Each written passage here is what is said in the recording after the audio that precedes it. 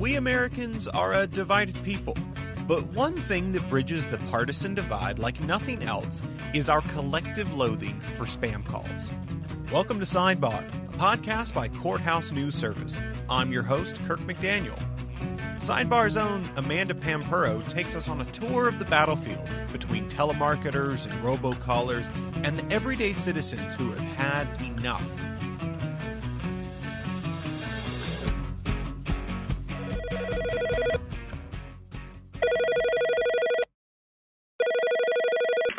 Yes, hi. Hello?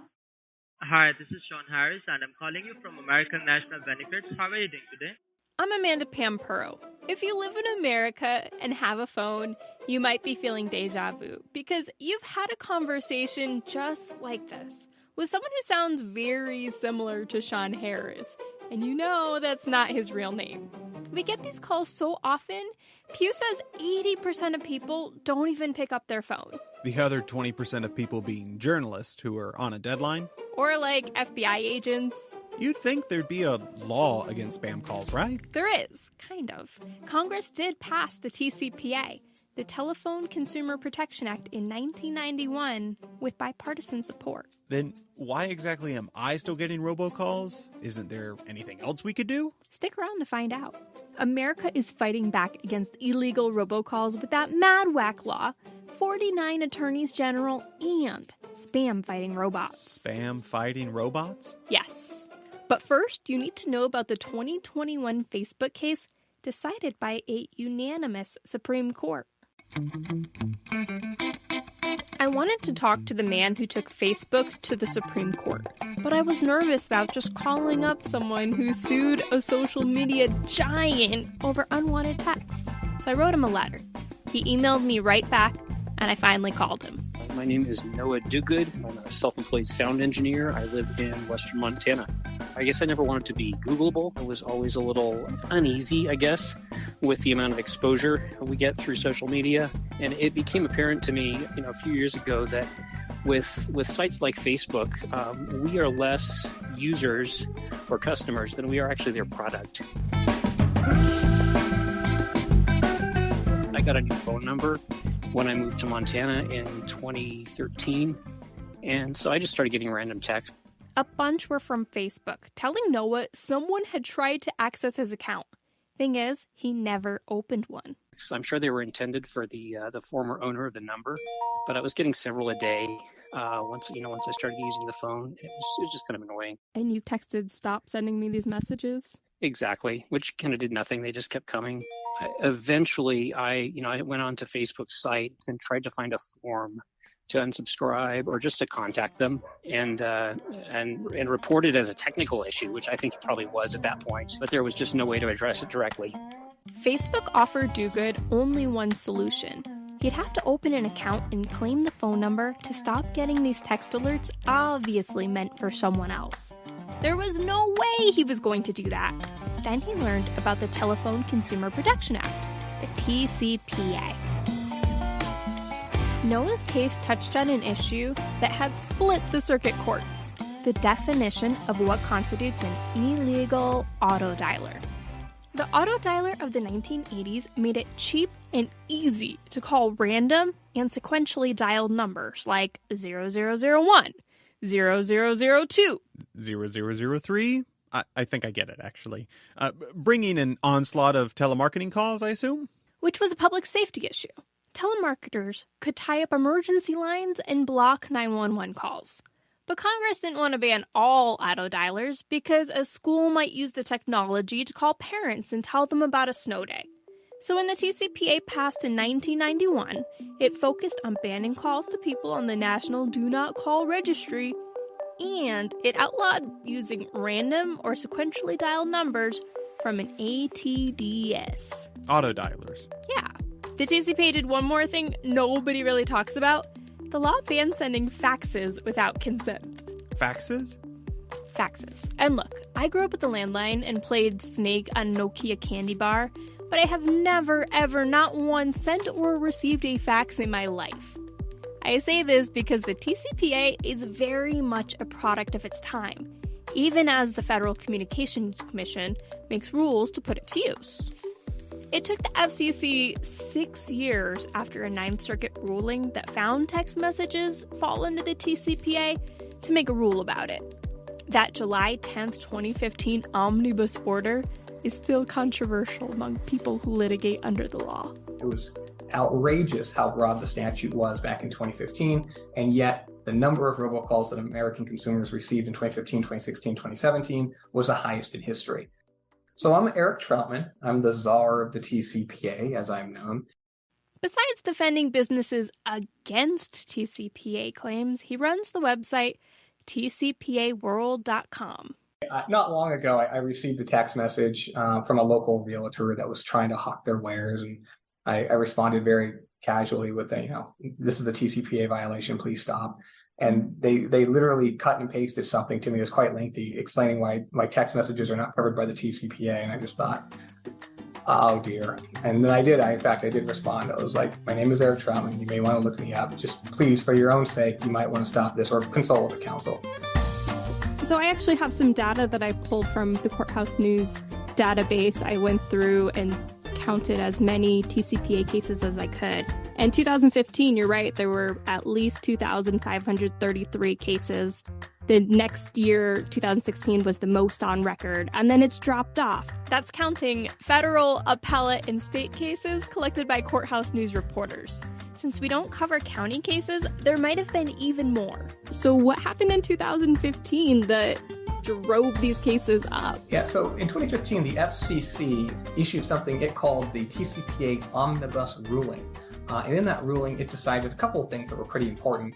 First, it decided that the definition of autodialer, that's ATDS, the Automatic Telephone Dialing System, under the TCPA, was to be interpreted extremely broadly, so that any software-enabled dialing device was going to qualify as an autodialer. So even your smartphone would constitute an autodialer, as would popular predictive dialers, as would basically any piece of software that any big call center in the country was using. Instantly, they all became robocallers. One could argue that because your smartphone stores numbers and dials them for you, that made them illegal autodialers under the law as modernized by the FCC. Oopsie.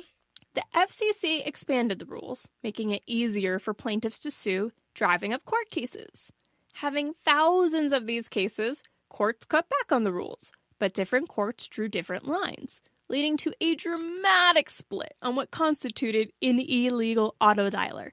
Ultimately, the Supreme Court had to step in. April 1st of 2021, the unanimous Supreme Court said that the autodialer definition of the TCPA is limited to systems that use a random or sequential number generator to either store or produce cell phones. So autodialers are fine as long as you're not using it to call random numbers. And nobody does that anymore. More people probably use faxes today. Did that help Noah Dogood, who was getting the unwanted text messages from Facebook? Not really. Facebook had his phone number because someone provided it, either mistakenly or like when you have to fill out a form and you don't want to give your actual info, so you make up a number. Yeah, don't do that. But since Facebook wasn't randomly texting people about account logins, the law didn't apply. The case was dismissed. Did he have to change his number or what? Luckily, the filing of the lawsuit was enough for someone at Facebook to manually remove Noah's number from its database. He told me he still gets random robocalls from other companies, but he was genuinely glad the case brought more clarity to the law. If you had known what the outcome would be, would you still have brought the suit? It broke the circuit split, but in favor of the telemarketers. I was glad to, on principle, sure. And I don't really agree that it ended in favor of them. I think it just ended saying that this law is not applicable against current technology or to protect people from current technology and its misuse. And if you're gonna go after those kind of abuses, you probably need a different law. In the aftermath, it became harder to sue under the TCPA using the autodialer prong, so fewer lawsuits are being filed. That doesn't tell us anything about whether robocalls are getting better or worse. But defense attorneys were happy, at least the ones who think the TCPA is usually abused by serial litigants. We look at it as quasi-extortion. I'm sure the plaintiffs' lawyers wouldn't look at it quite that starkly. TCPA czar, Eric Troutman. Most of the folks that are making the really nuisance outbound calls, the scam calls, the IRS calls, are overseas, and the folks overseas never get sued under the TCPA because obviously the plaintiff's bar wants to get paid. One of the reasons the TCPA passed so easily during the Bush Sr. era. Read my lips. No new taxes. Is that Congress didn't put any money behind it. Instead, the law enabled citizens to take violators to court for $500. $500? Per call. That can add up to $1 billion class action today. The rationale was that consumers suing violators would make it too expensive for businesses to keep making spam calls. In practice, it also incentivizes attorneys and plaintiffs to file more lawsuits. But largely it's just a play for money. And so they'll sue a big brand for some phone calls that were made. Maybe a phone number changed hands and they made a wrong number call by accident. And they'll file as a class action, and they'll try to collect for billions of dollars in damages. And obviously, the case settles for much less than that. The plaintiff's lawyer's happy; they get a little money. The defendant is usually fairly happy because they no longer have to worry about the potential exposure hanging over their head, and everybody just moves on. It's not really a secret. A majority of TCPA claims are filed by a handful of people. There's even a guy who goes by Compton hawking how-to classes on TikTok. My Turning Robocalls into Cash Kit teaches you exactly how to take the calls, get the information out of the callers that allows you to track them down and send them any one of the 6 pre-litigation demand letter templates that are included in the kit. A few companies actually sell products to help callers avoid litigation by filtering serial suers out of their call lists. I like to think of it as being on a very elite do not call list. One regular plaintiff told me that is exactly what he wants. For companies to stop calling him. Could you introduce yourself? Sure. My name's Chris Lackinoli. I'm just a regular consumer. I think I found out about the law in around 2011, and I was getting a lot of calls from debt collectors who, I had become a victim of identity theft. And so one of the problems you find out is that there's no Department of Identity Theft police that you can go to. Do you think the law successfully has curbed the amount of robocalls and spam calls you get? Oh, no, it has not at all. The numbers still keep going up. Most of the people that I've sued continue to keep calling. Many of my lawsuits have been just, quite frankly, repeats of previous lawsuits. Wow. Because they keep calling. Most of the companies that do use robocalling systems made a business decision that it's far more profitable to just go ahead and violate the TCPA. Were you an attorney before you started researching TCPA? No, I have no legal background and no legal training. Well, I sat down and I started reading the laws. I made a lot of mistakes along the way, but I learned to file my own lawsuit, and then, I became a little more experienced. I've spoken to a defense attorney who describes, not you personally, but generally people who use the TCPA regularly, says that they are bankrupting businesses. Do you have a response to that? Well, I don't think any pro se litigant, has bankrupted a business. It's sort of a cheap and underhanded argument to make those defense lawyers feel better about what they're doing, which is defending a practice that is universally loathed. Back in 1991, when Senator Fritz Hollings put the statute together, he precisely designed it for a consumer like me to go after companies that violate the law. That was innate in the whole design of the statute. Companies are aware that this law is out there and there's all these regulations. The onus is on them to follow the law. It's not on me to excuse a violation of law. Even if Chris's lawsuits worked and suing these guys made them stop calling him, that doesn't necessarily help me or my grandmother, who does not have the time and energy to take all those annoying callers to court. And we still wouldn't stop our friend Sean Harris at American National from calling. Exactly. That kind of thing would take every attorney general in the country. You might be onto something. Tell me about it. After this break.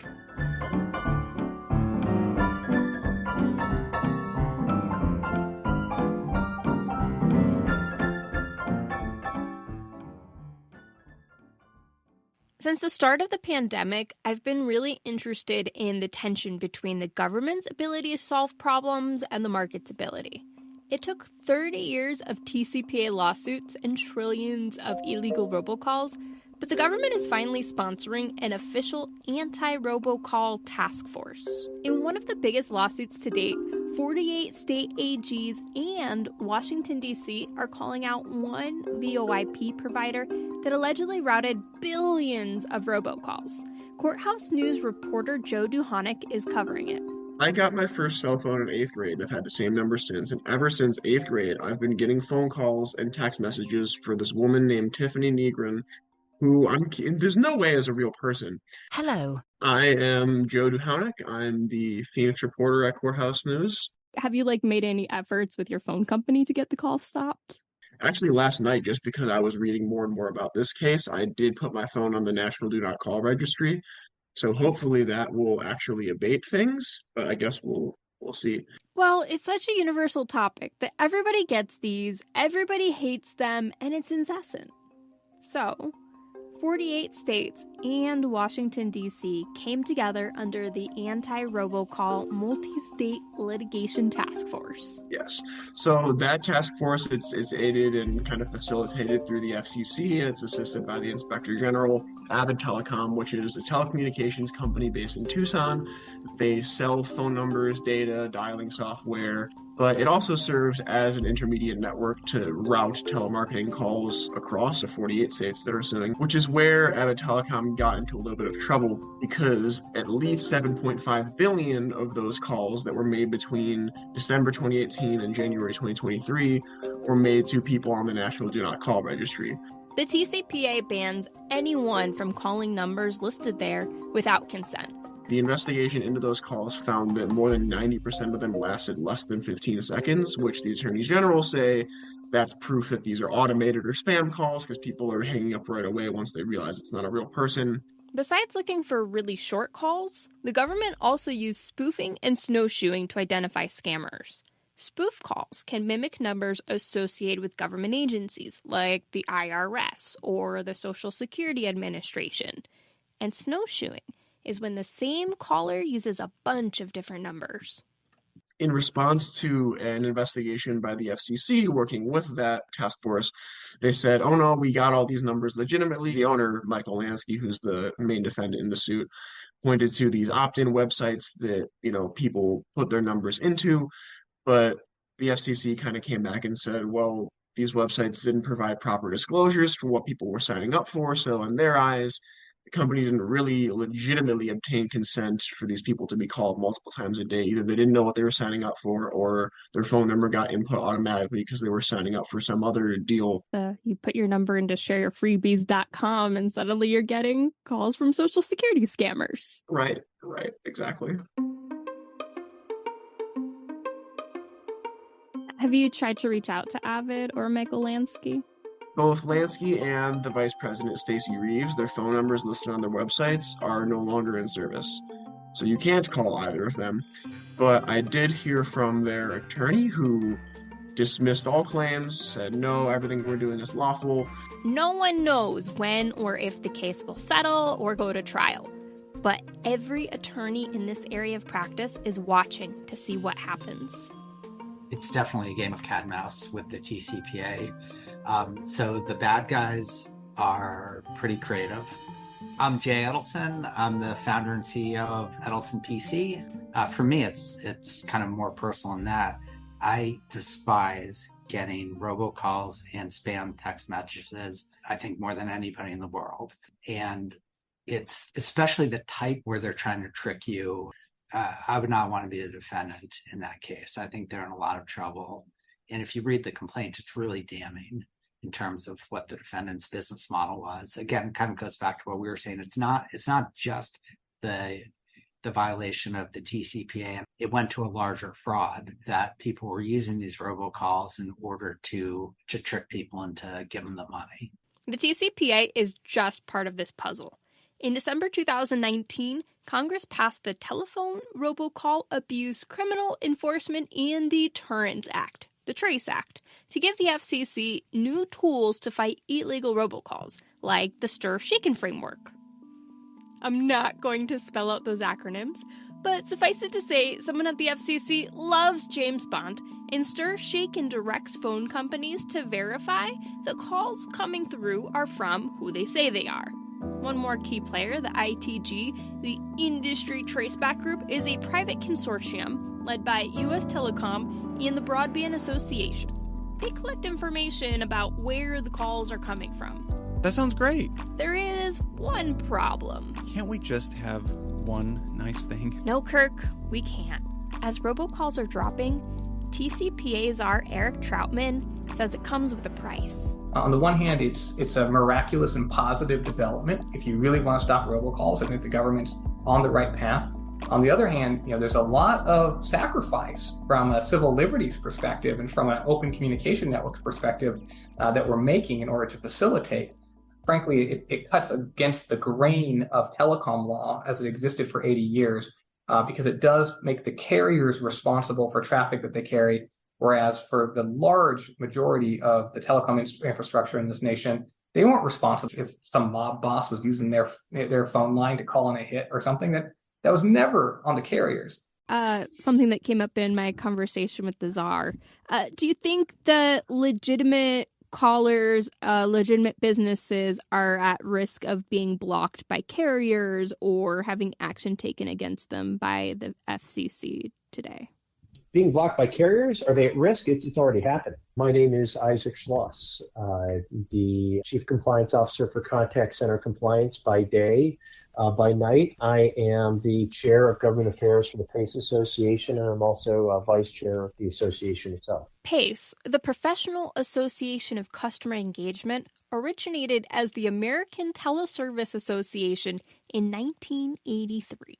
Carriers are already doing this. They're already blocking calls from going through. And there's really little incentive for them to stop that because, one, the federal government's put pressure on them to do it, but two, the companies that they've employed to help them with this have found that they can not only manufacture the disease, but they could sell the cure.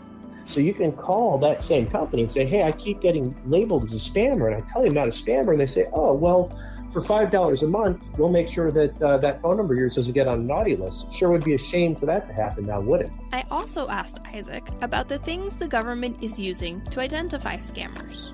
You're looking at this from the view of a consumer and saying, aren't these things really obvious and clear ways where we can shut someone down? And the answer to that is unfortunately no.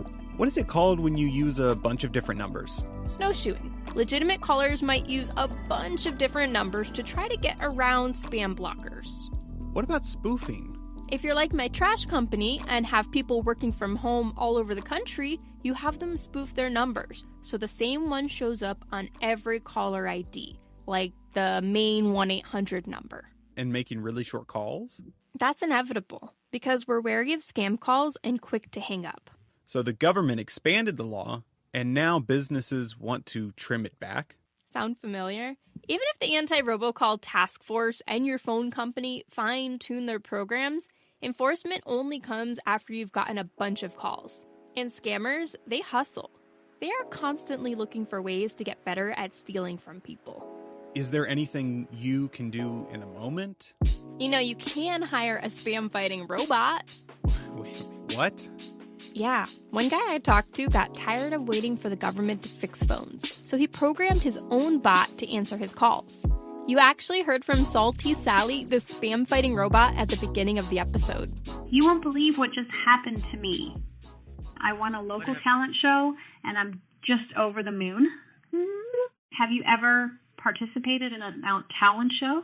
What in talent? Well, that's great, ma'am.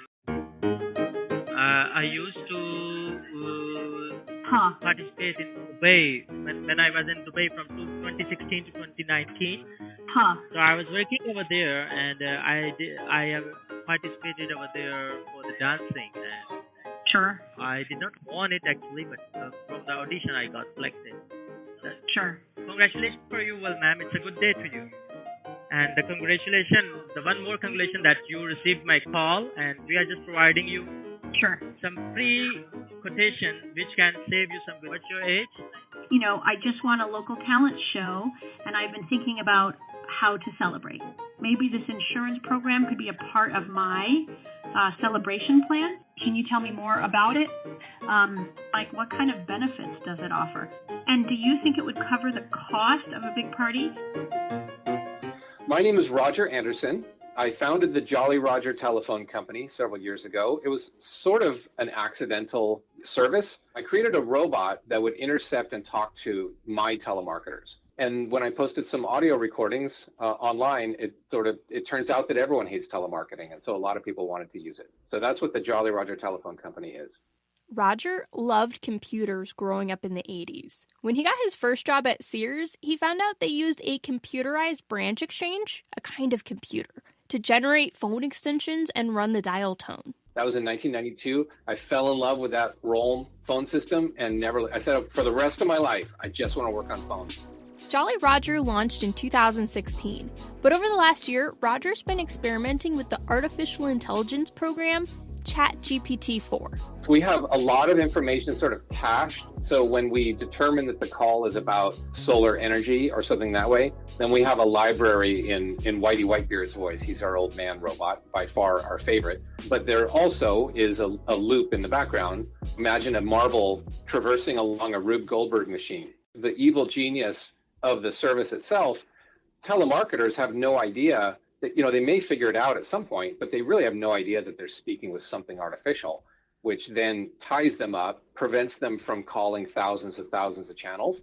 And, in my view, blocking telemarketers only does them a favor, because if you're the type of person to block telemarketers, they don't want to talk to you anyway. So all that traffic moves downstream. Their machines move it downstream to the less sophisticated. So now the more vulnerable people are getting all the telemarketer calls.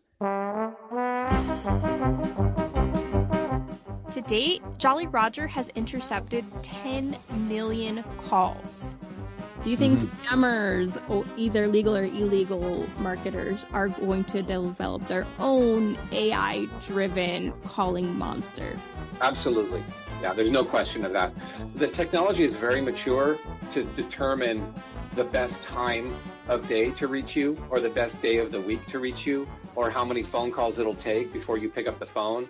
So there's a lot of analytics out there that legitimate call centers and legitimate fundraisers or political affiliations use for this type of analysis. But there's also a situation where you'll hear a professional voice in a professional recording say that I'm with your local police and fire retirements fund or something that way. Hello, this is the National Police and Trooper Association. We're calling everyone to let them know the new drive is underway. And that's actually a soundboard driven by someone, maybe in a noisy call center, who doesn't speak English very well. And so they'll click on the different sound files that should be played. And so they'll say, well, can you do the $15?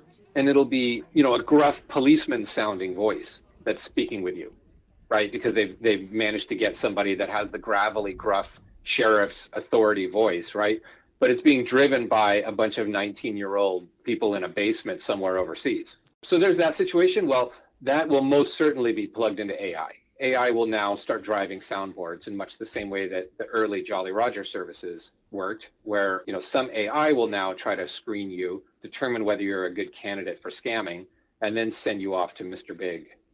What have you learned? Because I know that you've screened a couple of calls, your YouTube channel, you break down what's happening in the conversation.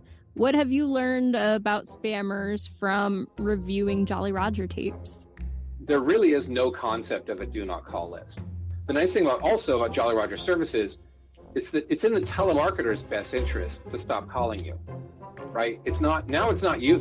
It's not painful for you anymore. It's painful for them. So we transfer the pain to the telemarketer, and now they want to take your number off their list because it's a waste of time and money if they call you, which is lovely. I love this idea of bots being designed to converse with bots. You zoom out and algorithms are filtering through billions of calls. On one side, they're trying to connect us. On the other side, they're trying to block us. There's just this amazingly intricate system of telecoms, tech companies, and government agencies trying to win ground in the robocall battle royale. If you think about every time you pick up the phone, it's a victory for one of them or the other. want to give a quick shout out to attorney Sergey Lemberg and WebRecon founder Jack Gordon. Thank you for your insight and conversation. Well then, here's to the war effort, and hopes that one day we may live in a world where when the phone rings, there isn't a telemarketer or a robot to be heard on the other end of the line. Thank you, Amanda, for your reporting on this episode, and thank you for going on this journey with us through the front line of this war against the robocallers. Remember to subscribe to Sidebar on Spotify and Apple Podcast, and if you feel so inclined, drop us a review. We would really like to hear your thoughts.